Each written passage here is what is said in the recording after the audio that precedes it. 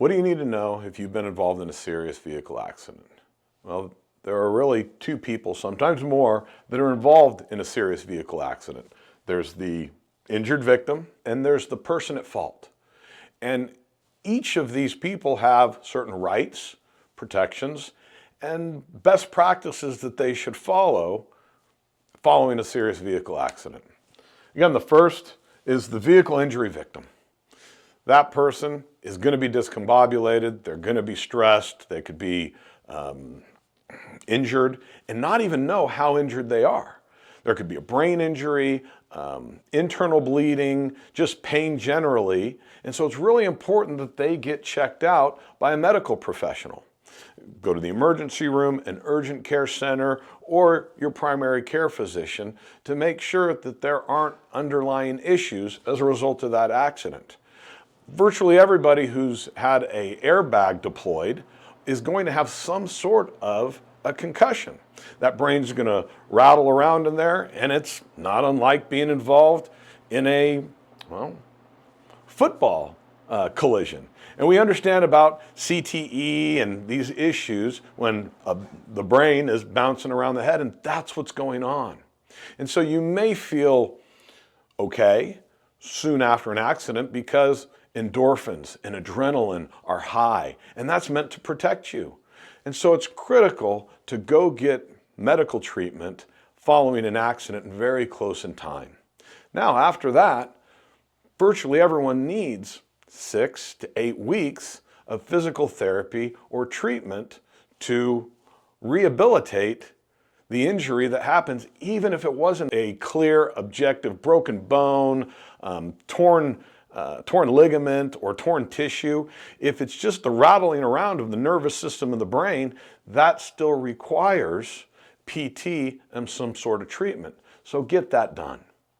Now, report what happened to your insurance company and to the other driver's insurance company. As you make that report, it's important to be careful about what you're saying. Take time to try to write down what it is that you remember. You're going to be high stress. There's a lot of things you're not going to remember. And so do your best to write down what you can remember. Best advice is, I don't know or I don't remember is a perfectly acceptable answer as long as it's true. Don't use I don't remember or I don't know to try to avoid answering a question you don't want to answer.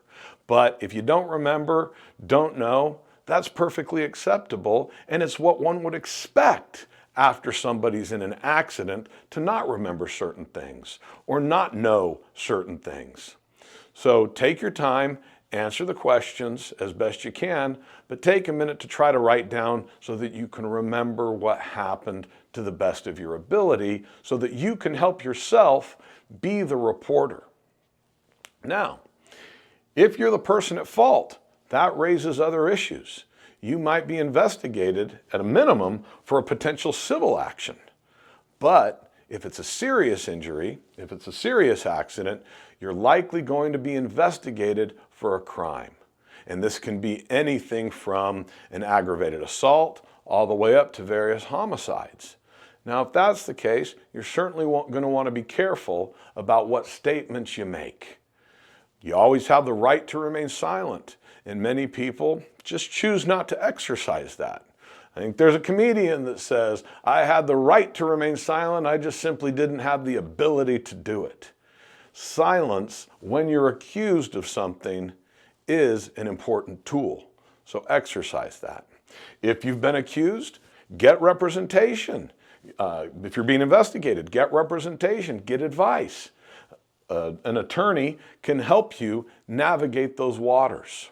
Similarly, if you're an injured victim, call about getting representation by an attorney or an advocate who can help you navigate the waters of insurance, a potential criminal investigation, or the court system to make sure that your rights are protected and advanced.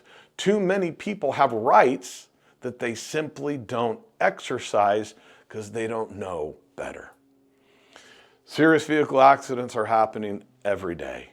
It impacts lives. Sometimes it's catastrophic. Loss of limb, loss of life, loss of job, loss of relationships. So many things happen as a result of a serious vehicle accident. And so regardless of what side you're on, best practices, due process, are there to protect either side.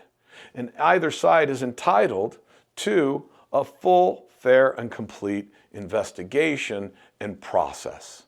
But help yourself, take your time, think about what happened, and do your best to be accurate in what you remembered happening, regardless whether or not you're at fault or whether or not the other driver is at fault.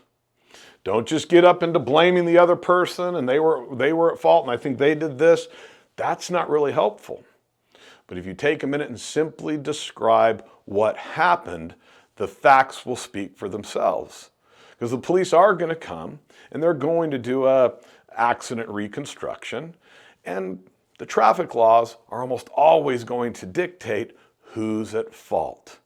If you rear-ended another person, you're almost certainly going to be at fault. If you were rear-ended and then you were pushed into another vehicle, the driver behind you is going to be at fault, and you're going to be partially at fault for hitting the driver in front of you. So all of these issues start to become, well, maybe not complex, but they become nuanced and fact-based. And so it's important to take a minute, try to describe what you remember happened, and write it down so that whomever you talk to will be armed with as truthful information as possible. I'm Matt Long. I'm a partner with Long & Simmons Law, where we represent the people of Arizona one person at a time.